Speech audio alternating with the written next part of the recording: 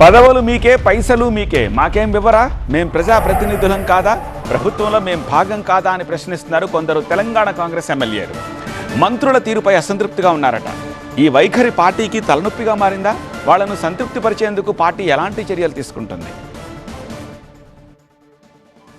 తెలంగాణలో అధికారంలో ఉన్నాం కదా, కాంగ్రెస్ పార్టీ జోష్లో ఉంటుందనుకుంటే నేతల మధ్య వర్గపోరు, ప్రజాప్రతినిధుల మధ్య విభేదాలతో పార్టీ సతమతమవుతూనే ఉంది. కొంతమంది నేతల తీరు పార్టీకి తలనొప్పిగా మారుతోందట.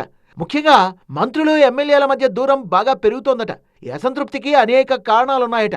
మంత్రులకు తప్ప తమకు అధికారాలు లేవని, కనీసం పట్టించుకోవడం లేదని కొంతమంది ఎమ్మెల్యేలు అసంతృప్తి బయటపెడుతున్నారట.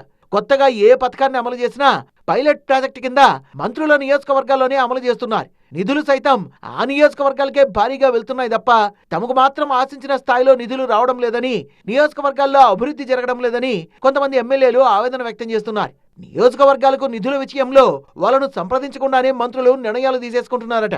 కనీసం పదవులు ఇచ్చే విషయాన్ని కూడా మాట వరుసకైనా చెప్పడం లేదట. జిల్లా, నియోజకవర్గ స్థాయి పదవుల్లోనూ ఎక్కువ శాతం పదవులు మంత్రి అనుచరులకే ఇస్తున్నారని పలువురు ఎమ్మెల్యేలు ఆరోపిస్తున్నారు.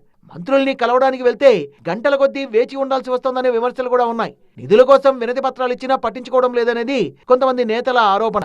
మంత్రుల నియోజకవర్గాల్లో అయితే కాంట్రాక్టులకు వెంటనే బిల్లులు, మిగతా నియోజకవర్గాల బిల్లుల చెల్లింపులో ఆలస్యం జరుగుతోందనే ప్రచారం కూడా ఉంది.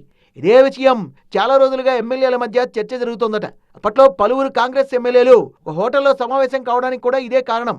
ఆ మీటింగ్ తెలంగాణ రాజకీయాల్లో సెన్సేషన్ క్రియేట్ చేసింది. అప్పట్లో ఎమ్మెల్యే అనిరుద్ రెడ్డి బహిరంగంగానే మాట్లాడారు. కొద్ది రోజులుగా ఎమ్మెల్యే రాజగోపాల్ రెడ్డి సైతం ఇదే విషయాన్ని లేవనెత్తుతున్నారు. మరికొంతమంది ఎమ్మెల్యేలు కూడా తమ బాధను సన్నిహితుల దగ్గర చెప్పుకొని వాపోతున్న పరిస్థితి. జరగాల్సిన డ్యామేజ్ జరిగిపోతోంది. అంతర్గతంగా మాట్లాడుకుంటే కుదరదు. పార్టీ పెద్దలకు తెలియాలంటే బహిరంగంగానే ప్రస్తావించాలని కొందరు భావిస్తున్నారట. అవకాశం దొరికినప్పుడల్లా తమ ఆవేదన బయటపెట్టకపోతే తమ నియోజకవర్గాలకు నిధులు రావనే అభిప్రాయంలో ఉన్నారు సదరు అసంతృప్త ఎమ్మెల్యేలు. సాధారణంగా నిధుల గురించి, అభివృద్ధి గురించి ప్రతిపక్ష పార్టీ ఎమ్మెల్యేలు ప్రశ్నించడం సర్వసాధారణం. కానీ అధికార పార్టీ ఎమ్మెల్యేలే ఈ తరహాలో మాట్లాడడం హస్తం పార్టీలో హాట్ టాపిక్ గా మారింది. స్థానిక ఎన్నికలు వచ్చేలోపు ఈ సమస్యను పరిష్కరించుకోకుంటే పార్టీకి ఇబ్బంది తప్పదని పీసీసీ భావిస్తోంది. త్వరలోనే సీఎల్పీ సమావేశాన్ని ఏర్పాటు చేసి ఈ సమస్యను అధిగమించాలని పార్టీ నేతలు భావిస్తున్నారు. మరి ఫార్ములా ఏ మేరకు సక్సెస్ అవుతుందో చూడాలి.